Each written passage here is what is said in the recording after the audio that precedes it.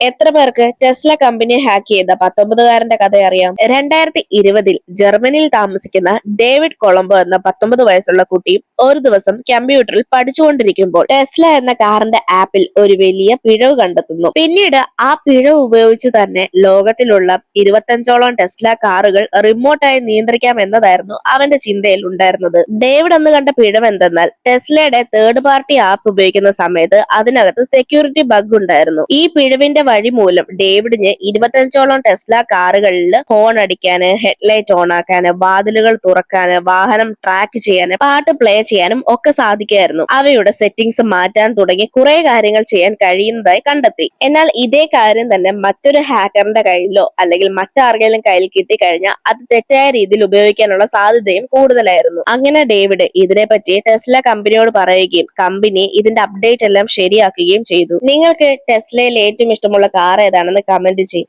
ഇതുപോലുള്ള കൂടുതൽ വീഡിയോസിനായി channel subscribe ചെയ്യാനും ഇൻസ്റ്റാഗ്രാമിൽ ഫോളോ ചെയ്യാനും മറക്കല്ല്.